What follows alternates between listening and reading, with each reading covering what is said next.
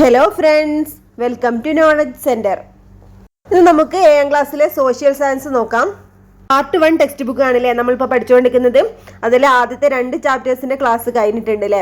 ഇനി 3ാമത്തെ ചാപ്റ്റർ ആയിട്ടുള്ള ഭരണഘടന വഴിയും വഴികാട്ടിയാണ് ഇന്ന് നമുക്ക് പഠിക്കാനുള്ളത്. എക്സാം ബേസ്ഡ് ആയിട്ടുള്ള ഒരുപാട് പോയിന്റ്സ് വരുന്നൊരു ചാപ്റ്റർ ആണിത്.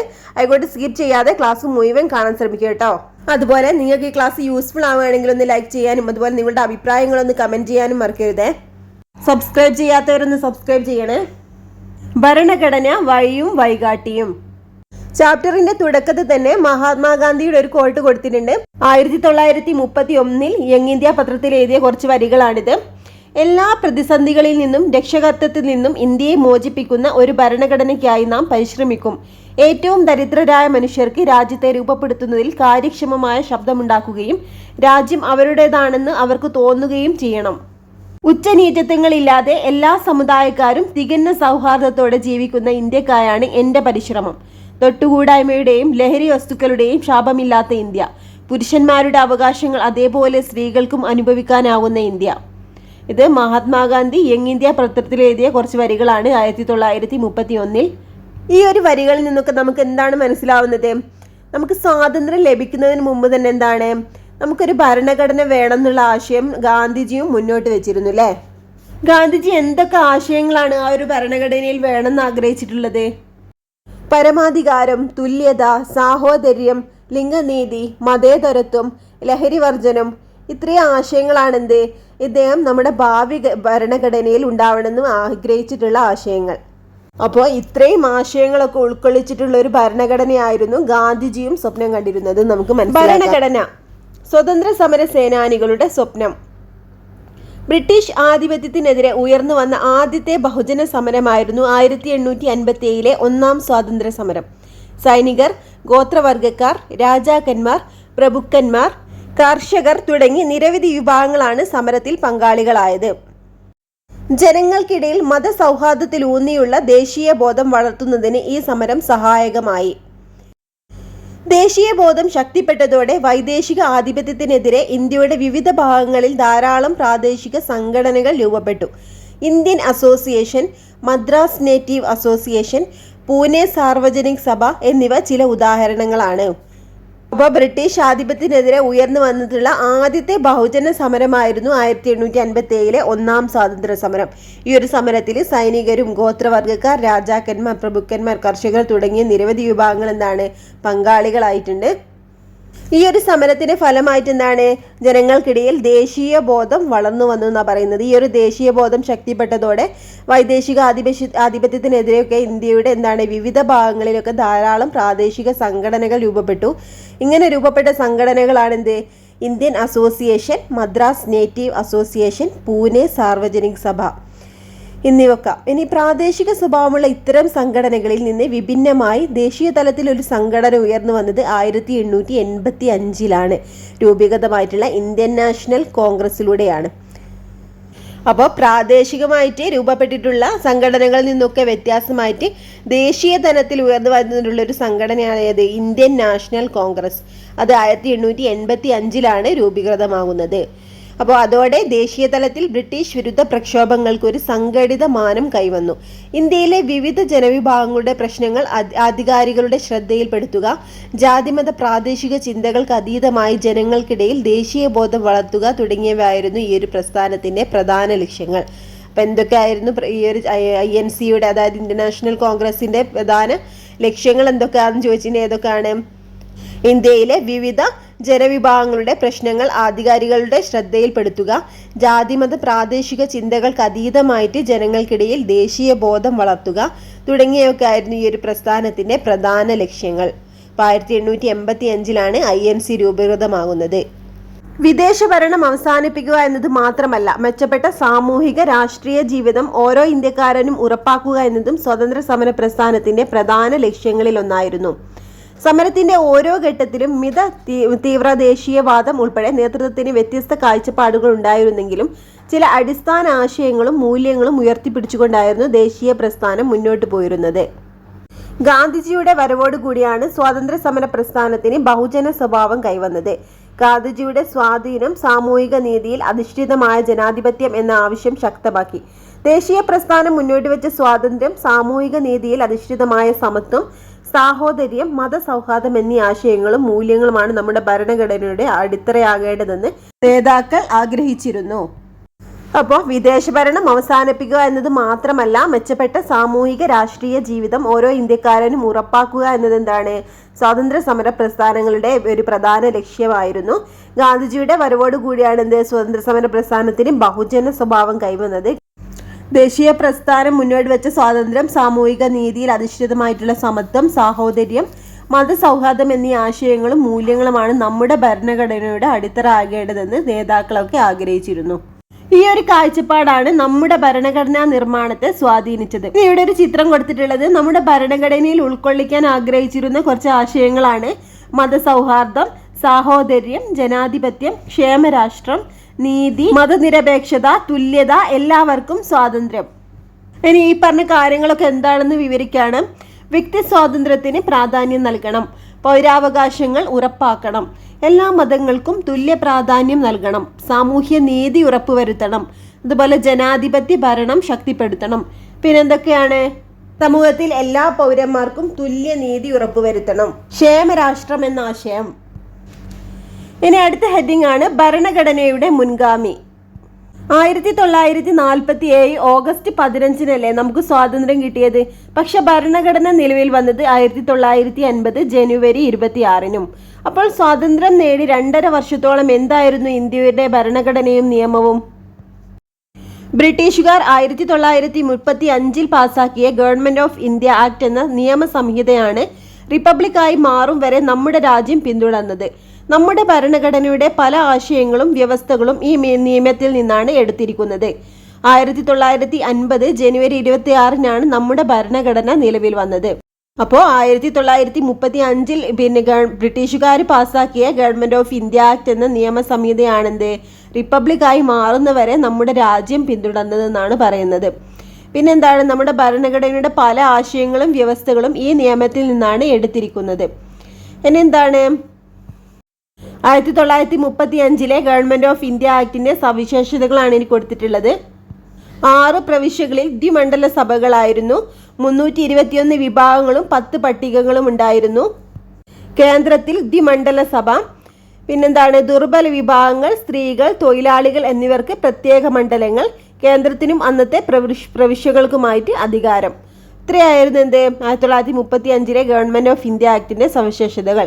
എന്തൊക്കെയാണ്? 6 പ്രവിശ്യകളിൽ ദ്വിമണ്ഡല സഭകൾ, 321 വിഭാഗങ്ങളും 10 പട്ടികകളും, കേന്ദ്രത്തിൽ ദ്വിമണ്ഡല സഭ, ദുർബല വിഭാഗങ്ങൾ, സ്ത്രീകൾ, തൊഴിലാളികൾ എന്നിവർക്ക് പ്രത്യേക മണ്ഡലങ്ങൾ, കേന്ദ്രത്തിനും അന്നത്തെ പ്രവിശ്യകൾക്കുമായിട്ട് അധികാരം. ഇത് ഇമ്പോർട്ടൻ്റ് ആണ് കേട്ടോ, നോട്ട് ചെയ്യണേ. നമ്മുടെ ഭരണഘടന നിലവിൽ വരുന്നത് വരെ ഈ ഒരു നിയമസംഹിതയാണ് നമ്മൾ പിന്തുടർന്നിരുന്നത്.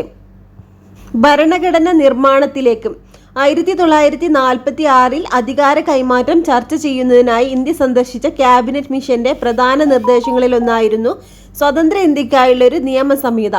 ഈ ലക്ഷ്യം മുൻനിർത്തിയാണ് ഭരണഘടനാ നിർമ്മാണ സഭ രൂപീകൃതമായത്. അപ്പോൾ ക്യാബിനറ്റ് മിഷന് 1946 മുന്നോട്ട് വെച്ചിട്ടുള്ള പ്രധാന നിർദ്ദേശങ്ങളിൽ ഒന്നായിരുന്നു ഇന്ത്യക്കായിട്ടുള്ള ഒരു നിയമസംഹിത. ഈ ലക്ഷ്യം മുൻനിർത്തിയാണ് ഭരണഘടനാ നിർമ്മാണ സഭ രൂപീകൃതമായത്. ഇനി ഭരണഘടനാ നിർമ്മാണ സഭ സവിശേഷതകളാണ് കൊടുത്തിട്ടുള്ളത്. നിർമ്മാണ കാലയളവ് 2 വർഷവും 11 മാസവും 17 ദിവസവുമായിരുന്നു. ആദ്യ സമ്മേളനം 1946 ഡിസംബർ 9 തിരഞ്ഞെടുക്കപ്പെട്ട അധ്യക്ഷൻ ഡോക്ടർ രാജേന്ദ്ര പ്രസാദ്. ഭരണഘടന അംഗീകരിച്ച് ഒപ്പുവെച്ചത് 1949 നവംബർ 26 നിലവിൽ വന്നത് 1950 ജനുവരി 26 drafting committee chairman doctor BR Ambedkar ആയിരുന്നു. അപ്പോൾ 2 വർഷവും 11 മാസവും 17 ദിവസവും എടുത്തിട്ടാണ് നമ്മുടെ ഭരണഘടന നിർമ്മാണം പൂർത്തിയായത്. ആദ്യ സമ്മേളനം 1946 ഡിസംബർ 9 തിരഞ്ഞെടുക്കപ്പെട്ട അധ്യക്ഷൻ ഡോക്ടർ രാജേന്ദ്ര പ്രസാദ് ആയിരുന്നു. ഇനി എന്താണ്? Drafting committee chairman doctor BR Ambedkar. ഇനി എന്താണ്? ഭരണഘടന അംഗീകരിച്ച് ഒപ്പുവെച്ചത് 1949 നവംബർ 26 ഇനി നിലവിൽ വന്നത് 1950 ജനുവരി 26 ഇന്ത്യൻ ഭരണഘടന നിലവിൽ വന്നു. കുറ്റമറ്റ ഭരണഘടനയ്ക്കായി ലോകത്തിലെ ഏറ്റവും മികച്ച ഒന്നാകണം നമ്മുടെ ഭരണഘടന എന്ന ആഗ്രഹം അത് എഴുതി തയ്യാറാക്കാൻ നിയോഗിക്കപ്പെട്ട ഭരണഘടനാ നിർമ്മാണ സഭയ്ക്ക് ഉണ്ടായിരുന്നു.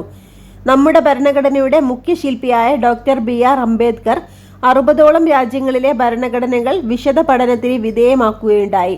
മറ്റ് രാജ്യങ്ങളിൽ രൂപപ്പെട്ട ഭരണഘടനകളുടെ നല്ല വശങ്ങൾ നമ്മുടെ ഭരണഘടനയിലേക്ക് സ്വീകരിക്കുകയായിരുന്നു അദ്ദേഹത്തിന്റെ ഉദ്ദേശ്യം. ഇന്ത്യക്കുള്ള വൈവിധ്യം, ചരിത്ര പാരമ്പര്യം, സംസ്കാരം തുടങ്ങിയ കാര്യങ്ങൾ കൂടി പരിഗണിച്ചാണ് വിദേശ ഭരണഘടനയിലെ ആശയം നാം സ്വീകരിച്ചിരിക്കുന്നത്. അപ്പോൾ ഡോക്ടർ BR അംബേദ്കർ ആയിരുന്നു ഡ്രാഫ്റ്റിംഗ് കമ്മിറ്റി ചെയർമാൻ. നമ്മൾ പഠിച്ചില്ലേ? ഭരണഘടനയുടെ മുഖ്യ ശില്പിയായിരുന്നു ഇദ്ദേഹം 60ഓളം രാജ്യങ്ങളിലെ ഭരണഘടനകൾ വിശദ പഠനത്തിന് വിധേയമാക്കുകയുണ്ടായി. മറ്റു രാജ്യങ്ങളിൽ രൂപപ്പെട്ട ഭരണഘടനയുടെ നല്ല വശങ്ങൾ നമ്മുടെ ഭരണഘടനയിലേക്ക് സ്വീകരിക്കുകയായിരുന്നു ഇദ്ദേഹത്തിന്റെ ഉദ്ദേശം. ഇന്ത്യക്കുള്ള വൈവിധ്യം, ചരിത്ര പാരമ്പര്യം, സംസ്കാരം തുടങ്ങിയ കാര്യങ്ങൾ കൂടി പരിഗണിച്ചാണ് വിദേശ ഭരണഘടനയിലെ ആശയങ്ങൾ നാം സ്വീകരിച്ചിരിക്കുന്നത്. സവിശേഷതകൾ ഒട്ടേറെ. ലോകത്തിലെ ഏറ്റവും വലിയ എഴുതപ്പെട്ട ഭരണഘടനയാണ് ഇന്ത്യയുടേത്. 1950 ജനുവരി 26 നിലവിൽ വന്ന നമ്മുടെ ഭരണഘടനയിൽ 22 ഭാഗങ്ങളും 395 അനുച്ഛേദങ്ങളും 8 പട്ടികകളും ഉണ്ടായിരുന്നു. അപ്പം നമ്മുടെ നിലവിൽ വന്നപ്പോൾ 22 ഭാഗങ്ങളും 395 അനുച്ഛേദങ്ങളും 8 പട്ടികകളും ഉണ്ടായിരുന്നു. എന്തൊക്കെയായിരുന്നു നമ്മുടെ ഭരണഘടനയുടെ സവിശേഷതകൾ എന്നാണ് ഇനി പറയുന്നത്. പാർലമെന്ററി ജനാധിപത്യ ഭരണം അല്ലേ? രാജ്യത്തെ ഭരണാധികാരികളെ നിയമനിർമ്മാണ സഭകൾ നിയന്ത്രിക്കുന്നു എന്നാണ് പാർലമെന്ററി ജനാധിപത്യം എന്ന് പറഞ്ഞാൽ. ജനങ്ങളുടെ പരമാധികാരം, രാഷ്ട്രത്തിന്റെ എല്ലാ അധികാരങ്ങളും ഉത്ഭവിക്കുന്നത് ജനങ്ങളിൽ നിന്നാണ്. മൗലികാവകാശങ്ങൾ. ഓരോ വ്യക്തിക്കും രാഷ്ട്രം ഉറപ്പുവരുത്തേണ്ട ചില അടിസ്ഥാന അവകാശങ്ങളാണ് മൗലികാവകാശങ്ങൾ. മൗലിക കടമകൾ ഓരോ വ്യക്തിയും രാഷ്ട്രത്തോടും സമൂഹത്തോടും പാലിക്കേണ്ട ഉത്തരവാദിത്തങ്ങളാണ്. മൗലിക കടമകളാണെന്ത്? ഓരോ വ്യക്തിയും രാഷ്ട്രത്തോടും സമൂഹത്തോടും പാലിക്കേണ്ട ഉത്തരവാദിത്തങ്ങൾ എന്ന് പറഞ്ഞാൽ. ഇനി മാർഗനിർദ്ദേശക തത്വങ്ങൾ എന്താണ്? സാമൂഹിക സാമ്പത്തിക അവകാശങ്ങൾ ഉറപ്പുവരുത്തുന്നതിനായി രാഷ്ട്രത്തിന് നൽകിയിരിക്കുന്ന നിർദ്ദേശങ്ങളാണ് മാർഗനിർദ്ദേശക തത്വങ്ങൾ. സാമൂഹിക സാമ്പത്തിക അവകാശങ്ങൾ ഉറപ്പുവരുത്തുന്നതിനായിട്ട് രാഷ്ട്രത്തിന് നൽകിയിരിക്കുന്ന നിർദ്ദേശങ്ങളാണ് മാർഗനിർദ്ദേശക തത്വങ്ങൾ. നിയമവാഴ്ച. എല്ലാ പൗരരും നിയമത്തിന് വിധേയരാണ്, ആരും നിയമത്തിന് അതീതരല്ല. ഇതാണ് നിയമവാഴ്ച എന്നതുകൊണ്ട് ഉദ്ദേശിക്കുന്നത്. സാർവത്രിക പ്രായപൂർത്തി വോട്ടവകാശം. നിശ്ചിത പ്രായം പൂർത്തിയായ എല്ലാവർക്കും വോട്ട് ചെയ്യാനുള്ള അവകാശമാണ് ഈ ഒരു സാർവത്രിക പ്രായപൂർത്തി വോട്ടവകാശത്തിലൂടെ പറയുന്നത്. സ്വാതന്ത്ര്യവും നിഷ്പക്ഷവുമായ നീതിന്യായ വ്യവസ്ഥ. സ്വതന്ത്രവും നിഷ്പക്ഷവുമായ നീതിന്യായ വ്യവസ്ഥ ഉണ്ടായിരുന്നു. നിയമനിർമ്മാണം, കാര്യനിർവഹണ വിഭാഗങ്ങളിൽ നിന്നും സ്വതന്ത്രമാക്കപ്പെട്ട കോടതി സംവിധാനമാണ് നമുക്കുള്ളത്. അപ്പോൾ നിയമനിർമ്മാണ, കാര്യനിർവഹണ വിഭാഗങ്ങളിൽ നിന്ന് സ്വതന്ത്രമാക്കപ്പെട്ട കോടതി സംവിധാനമാണ് ഇന്ത്യയിലുള്ളത്. അപ്പോൾ സ്വതന്ത്രവും നിഷ്പക്ഷവുമായ നീതിന്യായ വ്യവസ്ഥ. ഫെഡറലിസം. അധികാരം കേന്ദ്രത്തിനും സംസ്ഥാനങ്ങൾക്കുമായിട്ട് വിഭജിക്കപ്പെടുന്ന സംവിധാനത്തെയാണ് ഫെഡറലിസം എന്ന് പറയുന്നത്. ഏക പൗരത്വം. രാജ്യത്ത് ഒരൊറ്റ പൗരത്വമേ ഉള്ളൂ, സംസ്ഥാനങ്ങൾക്കായിട്ട് പ്രത്യേക പൗരത്വമില്ല. ഇതാണ് ഏക പൗരത്വം. ഫെഡറലിസം എന്നാണ് അധികാരം കേന്ദ്രത്തിനും സംസ്ഥാനങ്ങളായിട്ട് വിഭജിക്കപ്പെടുന്ന സംവിധാനമാണ്. ഏക പൗരത്വം. രാജ്യത്തെ ഒരൊറ്റ പൗരത്വമേ ഉള്ളൂ, സംസ്ഥാനങ്ങൾക്ക് ആയിട്ട് പ്രത്യേക പൗരത്വമില്ല എന്നുള്ളതാണ്. അപ്പോൾ ഇത്രയൊക്കെയാണ് എന്ത് നമ്മുടെ ഭരണഘടനയുടെ സവിശേഷതകൾ. അപ്പോൾ ഏതൊക്കെയായിരുന്നു? പാർലമെന്ററി ജനാധിപത്യം, ജനങ്ങളുടെ പരമാധികാരം, മൗലികാവകാശങ്ങൾ, മൗലിക കടമകൾ, മാർഗനിർദ്ദേശക തത്വങ്ങൾ, നിയമവാഴ്ച, പ്രായപൂർത്തി വോട്ടവകാശം, സ്വതന്ത്രവും നിഷ്പക്ഷവുമായ നീതിന്യായ വ്യവസ്ഥ. ഇത്രയൊക്കെയാണ് നമ്മുടെ ഇന്ത്യയുടെ ഭരണഘടനയുടെ സവിശേഷതകൾ. നിയമങ്ങളുടെ ഉറവിടം. നമ്മുടെ ഭരണഘടന രാഷ്ട്രത്തിന്റെ അടിസ്ഥാന നിയമസംഹിതയാണ്. ഭരണഘടനാ വ്യവസ്ഥകൾക്ക് അനുസൃതമായി മാത്രമേ കേന്ദ്ര സംസ്ഥാന സർക്കാരുകൾക്ക് ഏതൊരു നിയമവും നിർമ്മിക്കാൻ കഴിയൂ. സർക്കാരുകൾക്ക് നിയമങ്ങൾ നിർമ്മിക്കാനും നടപ്പിലാക്കാനും കഴിയുന്ന അതിരുകൾ ഭരണഘടന നിർവചിച്ചു നൽകുന്നു എന്നർത്ഥം. നിയമത്തിന്റെ വ്യവസ്ഥ എന്ന നിലയിലും സ്രോതസ് എന്ന നിലയിലും പരമോന്നത സ്ഥാനമാണ് ഭരണഘടനയ്ക്ക് ഉള്ളത്. അപ്പം എന്താണ് പറഞ്ഞിട്ടുള്ളത്? നമ്മുടെ ഭരണഘടന രാഷ്ട്രത്തിന്റെ അടിസ്ഥാന നിയമസംഹിതയാണ്. ഭരണഘടനാ വ്യവസ്ഥകൾക്ക് അനുസൃതമായിട്ട് മാത്രമേ കേന്ദ്ര സംസ്ഥാന സർക്കാരുകൾക്ക് ഏതൊരു നിയമവും നിർമ്മിക്കാൻ കഴിയൂ എന്നാണ് പറഞ്ഞിട്ടുള്ളത്. നിയമത്തിന്റെ വ്യവസ്ഥ എന്ന നിലയിലും സ്രോതസ് എന്ന നിലയിലും പരമോന്നത സ്ഥാനമാണ്. ഇങ്ങനെ നിലവിൽ വന്നിട്ടുള്ള കുറച്ച് നിയമങ്ങളാണ് ഇവിടെ തന്നിട്ടുള്ളത്. ഭൂപരിഷ്കരണ നിയമം, വിവരാവകാശ നിയമം, ബാലനീതി നിയമം, തൊഴിൽ നിയമം, അഴിമതി നിരോധന നിയമം, വിദ്യാഭ്യാസ അവകാശ നിയമം, പരിസ്ഥിതി സംരക്ഷണ നിയമം. ഈ പറഞ്ഞിട്ടുള്ള എല്ലാ നിയമങ്ങളും ഭരണഘടനാനുസൃതമായിട്ട് നിർമ്മിക്കപ്പെട്ടവയാണ്. ലൈംഗിക കുറ്റകൃത്യങ്ങളിൽ നിന്നും കുട്ടികളെ സംരക്ഷിക്കുന്നതിനുള്ള നിയമം 2012 പോക്സോ ആക്ട് 2012 നിലവിൽ വന്നത്. കുട്ടികൾക്ക് നേരെ നടക്കുന്ന ലൈംഗിക അതിക്രമങ്ങൾ തടയുവാനും കുറ്റവാളികൾക്ക് തക്ക ശിക്ഷ ഉറപ്പാക്കാനും 1989 കുട്ടികളുടെ അവകാശ ഉടമ്പടി ലക്ഷ്യം വയ്ക്കുന്നു. ഇന്ത്യൻ ഭരണഘടന ഉറപ്പു നൽകുന്ന അവകാശങ്ങൾ ലിംഗഭേദമില്ലാതെ നടപ്പിലാക്കുന്നതിനും ബാലസൗഹൃദ നടപടികൾ ഉൾക്കൊള്ളിച്ചിരിക്കുന്ന നിലവിൽ വന്ന നിയമമാണെന്ത്? പോക്സോ ആക്ട് 2012 നിലവിൽ വന്നത്. പോക്സോ ആക്ട് എന്നാൽ protection of children from sexual offences act 2012 എന്നാണ്. ഇനി എന്താണ്? 18 വയസ്സിന് താഴെയുള്ള ഏതൊരാളെയും കുട്ടിയായി നിയമം പരിഗണിക്കുന്നുണ്ട് കേട്ടോ. അപ്പോൾ ഇതൊക്കെ പ്രസ്താവന രീതിയിൽ ചോദിക്കാൻ സാധ്യതയുണ്ട്. അപ്പോൾ എന്താണ് പറഞ്ഞിട്ടുള്ളത്? 2012 എന്ത്? പോക്സോ ആക്ട് നിലവിൽ വരുന്നത്. 18 വയസ്സിന് താഴെയുള്ള ഏതൊരാളെയും കുട്ടിയായി നിയമം പരിഗണിക്കുന്നു. ഭയരഹിതമായും സുരക്ഷിതമായും സമൂഹത്തിൽ ജീവിക്കുവാൻ ഓരോ കുട്ടിക്കും അവകാശമുണ്ട്. അസ്വസ്ഥത ഉളവാക്കുന്നതും സുരക്ഷിതമല്ലാത്തതുമായ സ്പർശനം, നോട്ടം, പ്രവൃത്തി മുതലായവ ഏത് വ്യക്തിയിൽ നിന്നുണ്ടായാലും അവ തിരിച്ചറിയുവാനും കഴിയണം. ഇത്തരം പ്രവൃത്തികളോട് അരുത് എന്ന് പറയാനും അകറ്റി നിർത്താനും അധികാരികളോട് പരാതിപ്പെടാനും ശ്രദ്ധ പുലർത്തണം. ലൈംഗികാതിക്രമ കേസുകൾ ഉണ്ടായാൽ അവ റിപ്പോർട്ട് ചെയ്യേണ്ടത് സ്പെഷ്യൽ ജുവനൈൽ പോലീസ് യൂണിറ്റോ ലോക്കൽ പോലീസോ ആണെന്ന് നിയമത്തിൽ വിവരിക്കുന്നു. അപ്പോൾ ഇതിൻ്റെ റിപ്പോർട്ട് ചെയ്യേണ്ട വകുപ്പ് എന്താണ്? വകുപ്പ് 19 പ്രകാരമാണ്. സ്പെഷ്യൽ ജുവനൈൽ പോലീസ് യൂണിറ്റോ ലോക്കൽ പോലീസോ ആണ് പിന്നെ ഇത് റിപ്പോർട്ട് ചെയ്യേണ്ടതെന്നും നിയമത്തിൽ വിവരിക്കുന്നുണ്ട്. പോക്സോ കേസുകൾ കൈകാര്യം ചെയ്യുന്ന ഉദ്യോഗസ്ഥർ ചൈൽഡ് വെൽഫെയർ പോലീസ് ഓഫീസർ എന്നറിയപ്പെടുന്നു. CWPO child welfare police officer എന്നാണ് ഈ പോക്സോ കേസുകളൊക്കെ കൈകാര്യം ചെയ്യുന്ന ഉദ്യോഗസ്ഥർ അറിയപ്പെടുന്നത്. കേരള സംസ്ഥാന ബാലാവകാശ സംരക്ഷണ കമ്മീഷൻ പോക്സോ നിയമത്തിന്റെ 44 വകുപ്പ് പ്രകാരം നിരീക്ഷണ സംവിധാനം അല്ലെങ്കിൽ എന്താണ് പോസ്കോ മോണിറ്ററിംഗ് സെല്ല് ഒരുക്കിയിട്ടുണ്ട്. അപ്പം 44 വകുപ്പ് പ്രകാരമാണ് എന്ത്? പോക്സോ നിയമത്തിന് 44 വകുപ്പ് പ്രകാരമാണ് നിരീക്ഷണ സംവിധാനം ഒരുക്കിയിട്ടുള്ളത്. കേരള സംസ്ഥാന ബാലാവകാശ സംരക്ഷണ കമ്മീഷനാണ് പോസ്കോ മോണിറ്ററിംഗ് സെല്ല് ഒരുക്കിയത്. പോക്സോ കുറ്റകൃത്യങ്ങളിൽ ഏർപ്പെടുന്ന ഏതൊരു വ്യക്തിക്കും കഠിന ശിക്ഷ ഈ നിയമം വ്യവസ്ഥ ചെയ്യുന്നു. ഇനി ഭരണഘടനയുടെ ധർമ്മങ്ങളാണ് എനിക്ക് കൊടുത്തിട്ടുള്ളത്. എന്തൊക്കെയാണ് ഭരണഘടനയുടെ ധർമ്മങ്ങൾ എന്നാണ് കൊടുത്തിട്ടുള്ളത്? പൗരന്മാരുടെ അവകാശങ്ങളും കടമകളും സ്ഥാപിക്കുന്നു. ഗവൺമെന്റിന്റെ അധികാരങ്ങളും പരിമിതികളും വ്യക്തമാക്കുന്നു. രാജ്യത്തിന്റെ അടിസ്ഥാന മൂല്യങ്ങളും ആദർശങ്ങളും നിർവചിക്കുന്നു. പിന്നെന്താണ്? സ്വേച്ഛാധിപത്യത്തിനും അധികാര ദുർവിനിയോഗത്തിനും എതിരായ സംരക്ഷണ കവചമായിട്ട് വർത്തിക്കുന്നു. രാജ്യത്തിന് ദിശാബോധം നൽകുന്ന അടിസ്ഥാനപരമായിട്ട് നിലകൊള്ളുന്നു.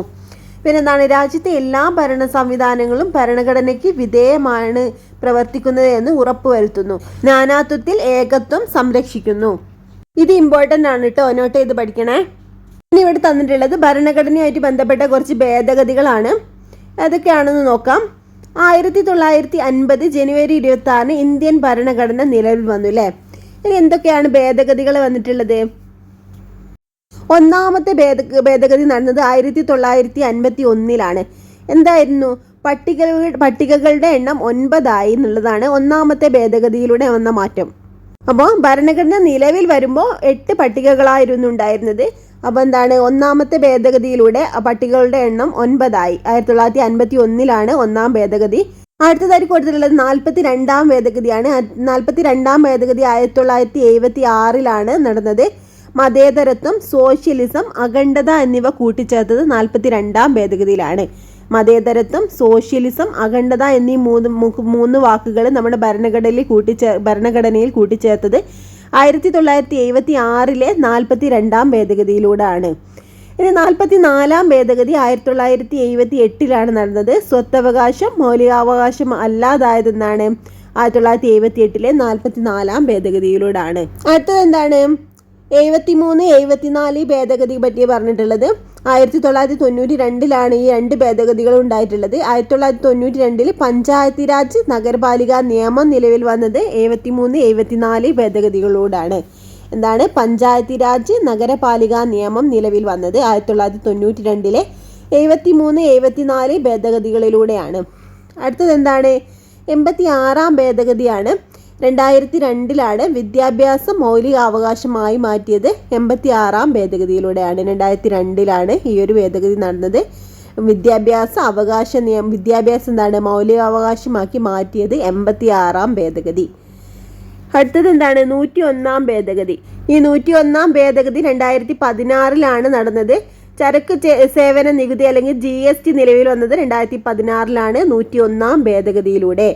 GST നിലവിൽ വന്നത് 101 ഭേദഗതിയിലൂടെ 2016 ഇനി ഏറ്റവും അവസാനമായി നിലവിൽ വന്ന 106 ഭേദഗതി നിലവിൽ വന്നത് 2023 സെപ്റ്റംബർ 28 ലോകസഭ, സംസ്ഥാന നിയമസഭ, ദേശീയ തലസ്ഥാനമായ ഡൽഹിയിലെ നിയമസഭ എന്നിവയിലെ 1/3 സീറ്റുകൾ സ്ത്രീകൾക്കായിട്ട് സംവരണം ചെയ്തുകൊണ്ടുള്ള ഒരു ഭേദഗതിയാണ് 106 ഭേദഗതി. കാലാനുസൃതമായി മാറ്റങ്ങൾ വരുത്താവുന്ന ഒന്നാണ് നമ്മുടെ ഭരണഘടന. മാറുന്ന സാമൂഹിക ആവശ്യങ്ങൾ പരിഗണിച്ച് ഭരണഘടനയിൽ മാറ്റങ്ങൾ വരുത്തുന്ന പ്രക്രിയയാണ് ഭരണഘടനാ ഭേദഗതി. അപ്പോൾ മാറുന്ന സാമൂഹിക ആവശ്യങ്ങൾ പരിഗണിച്ച് ഭരണഘടനയിൽ വരുത്തുന്ന മാറ്റങ്ങളെയാണ് ഭരണഘടനാ ഭേദഗതി എന്ന് പറഞ്ഞാൽ. എന്താണ്? ഇങ്ങനെയെല്ലാം ഭേദഗതികൾ വരുത്താമെന്ന് ഭരണഘടന തന്നെ വിശദീകരിക്കുന്നുണ്ട്. 368 വകുപ്പ് പ്രകാരം ഭരണഘടനാ ഭേദഗതി ചെയ്യാനുള്ള അധികാരം പാർലമെന്റിനാണ്. എന്നാൽ ഭരണഘടനയുടെ അടിസ്ഥാന ഘടന ഭേദഗതി ചെയ്യാൻ പാടുള്ളതല്ല. അപ്പോൾ പിന്നെ 368 വകുപ്പ് പ്രകാരം എന്താണ്? ഭരണഘടന ഭേദഗതി ചെയ്യാനുള്ള അധികാരം പാർലമെന്റിനാണ് ഭരണഘടന നൽകിയിട്ടുള്ളത്. 368 വകുപ്പ് പ്രകാരമാണ്. അപ്പോൾ ഇത് ഇമ്പോർട്ടൻ്റ് ആണ് കേട്ടോ, നോട്ട് ചെയ്യണേ. അടിത്തറ ഇളക്കരുത്. 1973 കാസർഗോഡ് എടനീർ മഠത്തിന്റെ അധിപതിയായിരുന്ന കേശവാനന്ദ ഭാരതി കേരള സർക്കാരിനെതിരെ നൽകിയ കേസിലായിരുന്നു ഭരണഘടനയുടെ അടിസ്ഥാന ഘടനയിൽ യാതൊരു മാറ്റവും വരുത്താൻ പാടില്ലെന്ന് സുപ്രീം കോടതി വിധിച്ചത്.